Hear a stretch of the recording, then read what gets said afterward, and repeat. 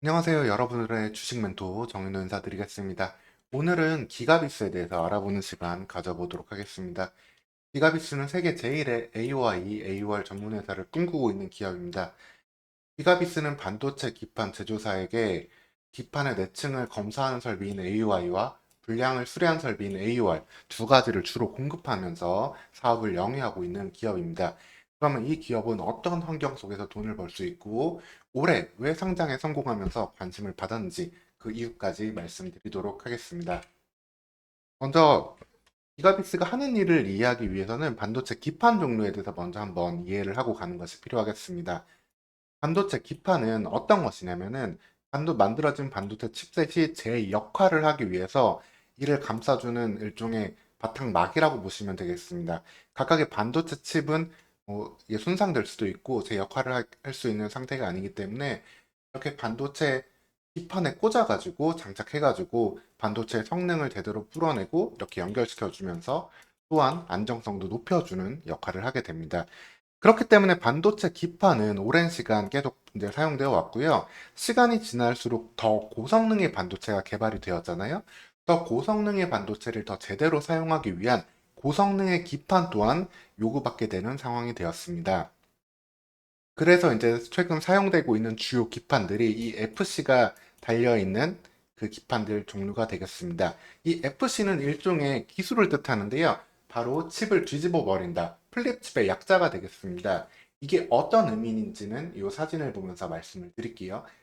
그전에는 이제 반도체 칩을 이렇게 장착할 때 리드 프레임을 통해 가지고 연결하는데 구리선을 사용을 했습니다. 이렇게 일일이 연결을 했죠. 그러다 보니까 어떤 일이 발생되느냐? 딱 보기에도 구리선을 통해서 가다 보니까 속도가 느리고 여러 가지 더 불편한 부분들이 발생이 될 수밖에 없습니다. 그러면 더 좋은 성능의 반도체를 아무리 만들어도 이런 정찰 과정에서 문제가 생기면 아쉽게 되잖아요. 이를 해결하기 위해서 나온 방식이 바로 플립, 칩을 뒤집어 버리는 방식입니다.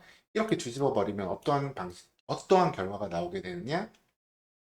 바로 기판의 일직선으로 바로 장착이 됩니다.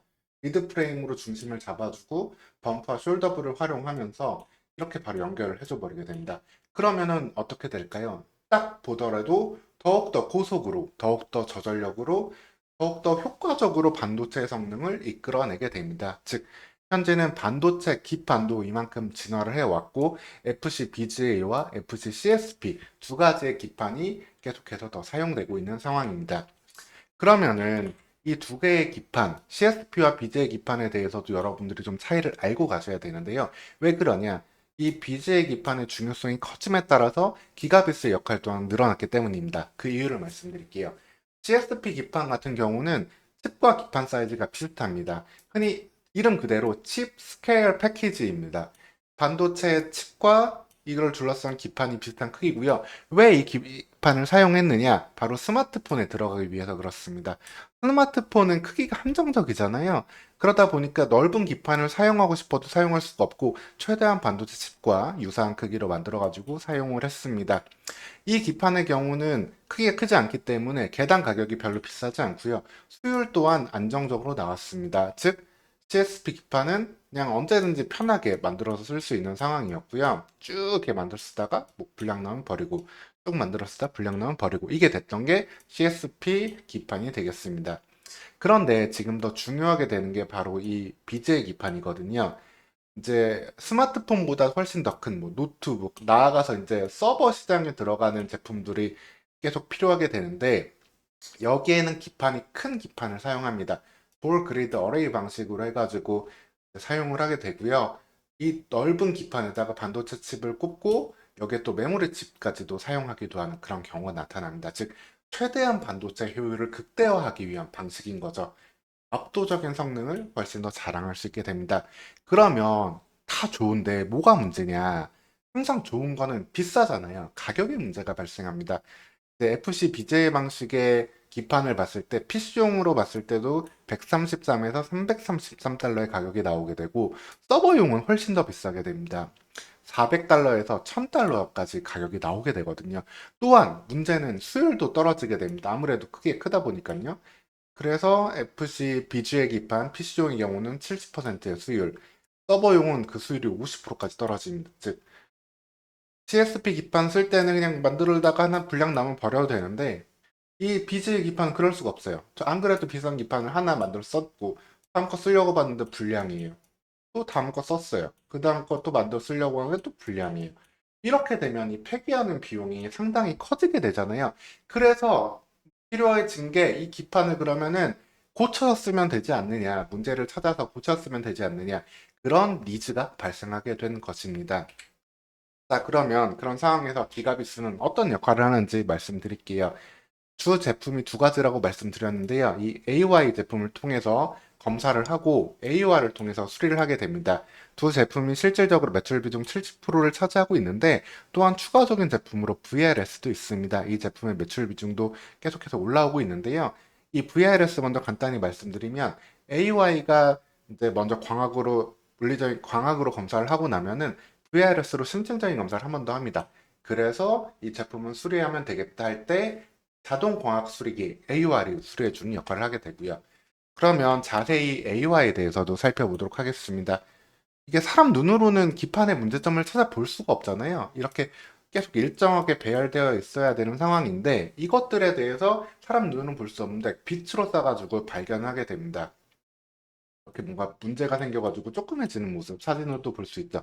이걸 AUI가 찾아주고 그 다음 VRS로 더욱더 이건 고쳐 써야 된다 할 때는 자동 광학 수리기의 역할이 등장을 하게 됩니다. 자동 광학 수리기로서 3 마이크로미터 퍼까지 수리 능력을 가지고 있고요. 이렇게 문제가 생겼던 부분들을 말끔하게 만들어주는 그런 놀라운 기술력을 갖고 있습니다. 특히 더 중요한 부분은 사람도 병을 치유할 때 이렇게 병균만 죽여야지 건강한 세포까지 죽이면 안 되잖아요. 이건 지켜야지.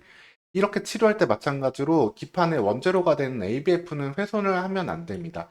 키컷 고쳤는데 ABF가 훼손이 되면 의미가 없잖아요. 그래서 ABF 훼손 없이 정확하게 구리회로만 수리해내는 게 바로 자동화학 수리기 기술, 기가비스의 핵심 기술이 되겠습니다. 이렇게 FC BJ 기판은 수리해서 써야 되는 가치가 보이고 하는데 그럼 FC BJ 기판은 얼마나 큰 성장성을 갖고 있느냐? 그 부분이 핵심이 되겠습니다. 이 부분은 쉽게 생각하면은 AI, 자율주행, 메타버스 등 데이터 요구가 증가됨에 따라서 서버용 데이터가 증가한 걸 가정하고 있고요. 이 부분은 계속 늘어날 수밖에 없습니다. 데이터는 늘어나니까요. 그래서 FC BJ 시장 전체 규모도 80억 달러 2022년에서 2030년 165억 달러까지 성장을 기대할 수 있고요. 특히나 더 중요한 서버용 FC BJ 같은 경우는 2022년 16억 달러에서 2030년 82억 달러까지 더욱더 폭발적인 성장세를 기대할 수 있습니다. 자, 그러면 다 좋은데 이렇게 증가하는 동안에 기판을 만드는 업체들이 이미 다 장비를 갖춰놓은 상태면 안 되지 않느냐 할 수 있는데 그런 상황에서도 기가비스는 기회를 계속 볼 수가 있겠습니다. 바로 수요 공급이 상당히 타이트한 상황이기 때문인데요. 수요는 말씀드리는 것처럼 계속해서 빠르게 늘어날 수 있는데 공급은 아직 그 속도를 따라가지 못하고 있습니다. 이렇게 수요 공급이 타이트한 상황이기 때문에 공급 업체들, 기판 제조 업체들, 기가비스에게는 고객사가 되겠죠. 기판 제조 업체들의 증설 욕구 또한 계속해서 더 높아지는 상황이 되겠습니다. 그러면은 세계에서 어떠한 기업들이 현재 FC BJ 기판을 만들고 있고 계획을 갖고 있느냐? 키가비스가 거기에 납품을 해야 의미가 있는 거잖아요. 자, 보겠습니다. 일본의 이비덴이 세계에서 제일 많은 현재 생산 능력을 갖고 있고요. 그 외 신코덴키, 유니크론, 유니마이크론, 나니아, 삼성전기, 대덕전자 등이 지금 FC BJ 기판을 만들 수 있습니다.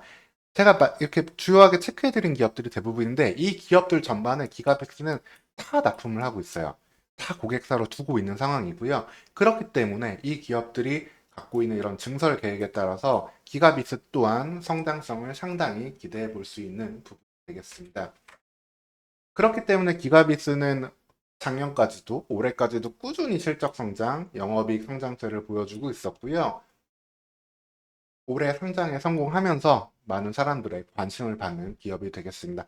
다만 기가비트를 보는 데 있어가지고 한 가지 염두에 둘 점은 언제든 반도체 장비 업체들은 사이클이 있습니다. 지금이야 이제 증설이 기대되는 상황이고 증설하는 턴에는 실적이 계속 증가할 수 있지만 수주 잔고가 늘어나면서요. 하지만 아무리 전방의 실적이 좋아도 그 장비 업체들이 장비를 다 갖춰놓은 상황에서는 또 추가적인 증가는 일어나기가 어렵게 됩니다. 그렇기 때문에 기가비스를 볼 때는 실적도 봐야 되지만 앞으로 수주 잔고가 어떤 변화를 보일지 이 부분을 중점적으로 체크하면서 보고 또 반도체 산업 전반 AI 등의 산업이 현황이 어떻게 될지 그 부분 역시도 영향을 받을 수 있기 때문에 그 전방 산업의 현황과 수주 잔고의 변화 이 두 가지를 같이 지속적으로 모니터링 하는 것이 필요하겠습니다. 그럼 추가적으로 기가빗에 대해서 궁금한 점 있으시면은 댓글로 질문 남겨주시고요. 이후에도 다음에도 더 좋은 영상으로 찾아뵙도록 하겠습니다. 오늘도 시청해주셔서 감사합니다.